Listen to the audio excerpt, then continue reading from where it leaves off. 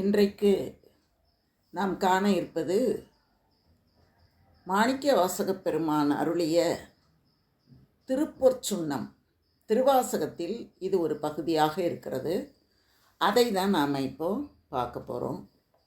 பாடலை பார்க்கலாம். ஞான கரும்பின் தெளிவை பாகை நாடற்கரிய நலத்தை நந்தா தேனை பழச்சுவை ஆயினானை சித்தம் புகுந்து தித்திக்க வல்ல கோனை பிறப்பறுத்து ஆண்டு கொண்ட கூத்தனை நாத்தழும்பு ஏற வாழ்த்தி பாணல் தடங்கண் மடந்தை நல்லீர் பாடப்பொற் சுண்ணம் இடித்தும் நாமே அப்படின்னு ரொம்ப அழகாக அந்த பாட்டை சொல்கிறாரு. இதில் மடந்தை நல்லீர் அப்படின்னு சொல்கிறாரு, இளமையான நல்ல பெண்களே அப்படின்னு சொல்கிறாரு. அப்போ பாருங்கள், இளமையான நல்ல பெண்களே அப்படின்னா அந்த பொற்சுண்ணம் இடிப்பதற்கு தேவையான வலிமை பொருந்தியவர்கள், அப்படி தான் பொருள். அதுதான் இளமை அப்படின்னா அந்த வலிமையோடு இருக்கக்கூடியது. நல்லவர்கள் அவங்க எல்லாரும் சிவபெருமான் மீது பக்தி உடையவர்களாக இருக்கிறார்கள். அதனால தான் மடந்தை நல்லீர் அப்படின்னு சொல்கிறாரு. இன்னொன்று என்ன சொல்கிறாருன்னா தடங்கண் அப்படிங்கிறாரு. பெரிய கண், இந்த கண் தான் கருணை மிக்கது. கருணை மிக்க பெரிய கண்களை உடையவர்கள் அந்த பெண்கள். பாணல் தடங்கண் அப்படின்னா கரிய குவளை மலர் போன்ற அகன்ற பெரிய கண்களை உடைய இளமையான நல்ல பெண்களே, வாருங்கள் சிவபெருமானுக்காக நாம் பொற்சுண்ணம் இடிப்போம் என்று அழைக்கிறார். எப்படிப்பட்டவர் சிவபெருமான்? அந்த பெண்கள் கேட்குறாங்க. சரி, நாங்கள் வரோம். சிவபெருமான் எப்படிப்பட்டவர், அவரை பற்றி கொஞ்சம் சொல்லுங்க அப்படின்னு மாணிக்கவாசகர்கிட்ட கேட்ட உடனே அவர் சொல்கிறாரு, சிவபெருமானை பற்றி நீங்கள் அறிந்து கொள்ள வேண்டுமா? சிவபெருமான் எப்படிப்பட்டவன் தெரியுமா? ஞானமாகிய மெய் உணர்வு என்று சொல்லக்கூடிய கரும்பை போன்றவன். பார்க்குறதுக்கு கரும்பு சற்று கடினமாக இருப்பது போல இருக்கும், ஆனால் அவன் கடினமானவன் அல்ல அப்படிங்கிறத அடுத்ததில் சொல்கிறாரு. அந்த சாரின் தெளிவை போன்றவன். கரும்பு மாதிரி இருப்பான், கரும்பின் சாறு மாதிரி இருப்பான், சாரின் தெளிவை போல இருப்பான், அதன் பாகை போல இருப்பான். அவ்வளவு தூரம் இனிமே மெய் உணர்வினுடைய அந்த இறுதி கட்டம் வரைக்கும் அவன் கொஞ்சம் கொஞ்சமாக அவனை நாம் உணரத் தொடங்கினால் அந்த பாகு அளவுக்கு அவன் தித்திப்பாக இருக்கக்கூடியவன். இனிப்பதான் இந்த பாடல் முழுவதுமே அவர் சொல்கிறார். எண்ணி பார்க்க முடியாத, தம் அறிவால் அறிய முடியாத, அதாவது நினச்சி பார்க்க முடியாது. இப்போ நம்மளை ஒரு பெரிய, ஏன் நம்ம ட்ரம்ப்பு மாதிரி நம்மளை நினச்சி பாருங்க அப்படின்னா நம்மளால் நினச்சி பார்க்க தெரியுமா? சிலதுக்கு நினச்சி பார்க்கவே முடியாது. ஓரளவு வரைக்கும் தான் நம்மளால் நினச்சி பார்க்க முடியும். அந்த மாதிரி நீ இந்த மாதிரி ஒரு நலத்தை நினைத்தே பார்க்க முடியாத அளவுக்கு, உன் அறிவினால் இப்படி தான் இருக்கும் என்று அறிய முடியாத அளவுக்கு நல்ல நலன்களை எல்லாம் தரக்கூடியவன் சிவபெருமான். உனக்கு என்ன வேணும்னு நீ கேட்க வேண்டாம், உன் அறிவாலே நீ யோசிக்க வேண்டாம். நீ இப்படி இருக்குமா அப்படி இருக்குமான்னெல்லாம் நீ ஒன்றும் நினைக்காத. அவன் எல்லாவற்றுக்கும் மேம்பட்ட மிகச்சிறப்பான நலத்தை உனக்கு தரக்கூடியவன். அது மட்டும் இல்லை, குறைவில்லாத தேனை போன்றவன். அப்படியே தேன் மாதிரி இனிக்கக்கூடியவன். தேனுக்கு மேலே இனிப்பு கீழே இனிப்பு அப்படின்னெல்லாம் கிடையாது. அந்த ஒரு சொட்டுனாலும் அந்த சொட்டு அத்தனையும் இனிக்கக்கூடியது. அந்த மாதிரி சிவபெருமான் எல்லா நேரங்களிலும் எல்லா வடிவங்களிலும் எல்லா நிலைகளிலேயும் இனிக்கக்கூடியவன். பழங்களின் சுவை போன்றவன், எல்லா பழங்களிலேயும் இருக்கக்கூடிய சுவை போன்றவன். குறிப்பாக என்ன சொல்வார்கள் என்றால் முப்பழங்கள் அப்படின்னு சொல்லுவாங்க. அந்த முப்பழங்கள் அப்படின்னா என்ன அப்படின்னு சொல்லும் பொழுது, இந்த அறம்பொருள் இன்பம் அப்படின்னு நம்ம சொல்கிறோம்ல, அந்த மூன்றிலேயும் அப்படிங்கிற பொருளை பொதுவாக நம்ம கொள்ளுவோம். முப்பழங்கள் அப்படின்னா அறம்பொருள் இன்பம். அந்த மாதிரி மூன்று நிலைகளிலேயும் அவன் இன்பம் தரக்கூடியவனாக இருக்கிறான் அப்படின்னு நம்ம சொல்லுவோம். முப்பழங்களின் சுவை போன்றவன். அவன் மீது அன்பு கொண்டவர்கள் யாரோ அவர்களின் சித்தத்தின் உள்ளே இவன் பழகி நுழைஞ்சிருவான். நீ ஒன்றும் கூப்பிட வேண்டாம், நீ அவன் மேலே அன்பாக மட்டும் இருந்தால் போதும்.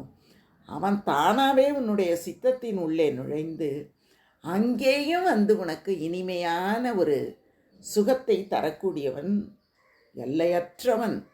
அவன் இப்படி தான் இருப்பான் அப்படின்னு நீ ஒன்றும் வரையறை பண்ண முடியாது. எல்லையற்ற எங்கள் தலைவன், எங்கள் பிறப்பினை அறுத்து ஆட்கொண்டவன். அந்த பிறப்பை முழுவதுமாக அறுத்து விட்டான். அப்படி எங்களை ஆட்கொண்டவன். அப்படிப்பட்ட சிவபெருமானை நீங்கள் எப்படி வாழ்த்தணும் தெரியுமா? உங்களுடைய நாக்கிலே தழும்பு ஏற்படுற மாதிரி அவனை நீங்கள் வாழ்த்த வேண்டும். அப்போ தான் அந்த தழும்பு ஏற்படுற மாதிரி அப்படின்னா, நான் மறந்து போனால் கூட நாக்கு தானாக சொல்லும். இதுக்கு தான் இந்த ஸ்லோகங்கள்லாம் சொல்லிக்கிட்டே இருக்காங்களே இடைவிடாது. அது எதுக்காக அப்படின்னா, நாக்குக்கு பழக்கப்படுத்துறது. அது என்ன ஆகிடும், இப்போ நம்ம சுவைக்கு தானே பழக்கப்படுத்தி வச்சுருக்கோம். நாக்கு சுவைக்கு அடிமையாகி இருக்கிறது. ஆனால் அது சுவைக்கு அடிமையாகக்கூடாது. இறைவனின் திருநாமங்களை உச்சரித்து இறைவனுக்கு அடிமையாகி இருக்க வேண்டும். அப்போ தான் நாம் நம்மளை முற்றிலும் மறந்து போனால் கூட நாக்கு மட்டும் நமசிவாய நமசிவாய என்று சொல்லிக்கொண்டே இருக்கும். அதுக்கு நாக்கில் தழும்பு ஏற்படக்கூடிய அளவுக்கு அந்த நாக்குக்கு நாம் பழக்கத்தை கொடுக்க வேண்டும் அப்படின்னு இவர் சொல்கிறார். அந்த மாதிரி நீ சிவபெருமானை வாழ்த்துவாயாக, வாழ்த்தி பொற்சுண்ணம் இடிக்கலாம் வாருங்கள் என்று குறிப்பிடுகிறார். அடுத்த பாடல் 16வது பாடல். ஆவகை நாமும் வந்து அன்பர் தம்மோடு ஆட்கொள்ளும் வண்ணங்கள் பாடி விண்மேல் தேவர் கனாவிலும் கண்டறியா செம்மலர் பாதங்கள். தேவர் கனாவிலும் கண்டறியா செம்மலர் பாதங்கள் காட்டும் செல்வச் சேவகம் ஏந்திய வெல்கொடியான் சிவபெருமான் புறம் செற்ற செற்ற சேவகன் நாமங்கள் பாடி பாடி செம்பன் செய் சுண்ணம் இடித்து நாமே அப்படின்னு அந்த இடத்துல அவர் சொல்கிறார். இப்போது அதற்கு என்ன பொருள் அப்படின்னா, பிறவி பிணியிலேருந்து நாம் விடுதலை பெறணும். அதுதான் இந்த உலகத்தில் மானுடர்களின் நோக்கம் என்ன அப்படின்னா, இந்த மனித பிறவி நாம் அடைந்திருப்பதே இந்த பிறவியை அறுத்துவிட்டு பேரின்பத்தை அடைய வேண்டும் என்பதற்காக மட்டும்தான். அதனால தான் நமக்கு ஆன்மீக சிந்தனைகளை பெரியோர்கள் நமக்குள் தோற்றுவித்தார்கள்.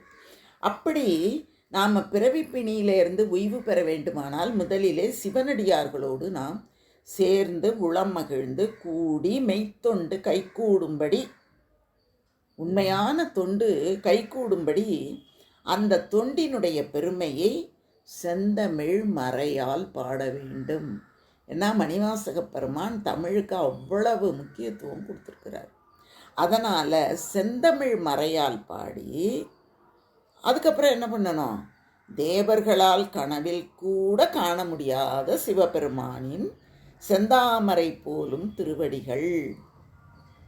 தேவர்கள் கனவுல கூட சிவபெருமானை நினச்சி பார்க்க முடியாது.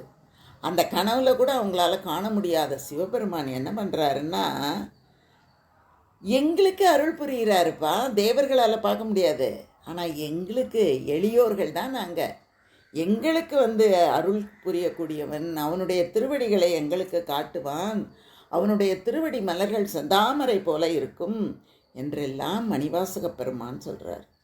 அவன் இன்னும் என்ன பண்ணுறான்னா, செல்வச் சிறப்பு வாய்ந்த அறத்தின் வடிவாய் விளங்கும் காளைச்சின்னம் பொறித்த வெற்றி கொடியினை உடையவன். சிவபெருமான் செல்லும் இடங்களில் எல்லாம் வெற்றி. சிவன் அடியார்கள் எங்கெல்லாம் செல்கிறார்களோ அங்கெல்லாம் சிவபெருமானும் கூடவே வருவதனால் அவர்களுக்கும் செல்லுமிடமெல்லாம் வெற்றிதான் கிட்டும். அதனால் அறத்தின் வடிவம்தான் காளை சின்னம். ஆணேற்று கொடியான் அப்படின்னா அந்த நந்தி வாகனத்தை கொடியாக உடையவன் சிவபெருமான். அப்படிப்பட்ட அறத்தின் வடிவமாக விளங்கும் காளை சின்னம் பொறித்த வெற்றியை உடைய கொடியை உடையவன் சிவபெருமான் என்ற செந்தமிழ் பெயருடையவன். அவனுடைய பெயர் என்ன தெரியுமா? சிவபெருமான். சிவபெருமான்னா செம்மையானவன், பெருமான்னா என்னை விட்டு நீங்காதவன், அவன் மிகச்சிறந்தவன், ஒரு நாளும் என்னை அப்படியே விட்டுட்டு போகவே மாட்டான். அப்படிப்பட்டவன் முப்புறங்களை அழித்த கொற்றவன், 3 புறங்களையும் அழித்த மன்னர்க்கெல்லாம் மன்னன், தலைவன் அவன். தொண்டர்களுக்கு அவன் எப்படி இருக்கிறான் தெரியுமா? சேவகனாக இருக்கிறான். ஏன் சேவகன்? மாணிக்க வாசகருக்காக குதிரை சேவகனாக வந்தான். அப்போ சிவபெருமான் எப்படி வர்றான் அப்படின்னா, குருவாகவும் வருகிறார், தொண்டனாகவும் வருகிறார், எல்லாமாகவும் வருகிறார். அவர் வராத அவருடைய அடியவர்களுக்கு அவர் தோன்றாத வடிவமே இல்லை. எல்லா வடிவங்களிலேயும் தோன்றி தோன்றி அருள் பாலிக்கிறார்.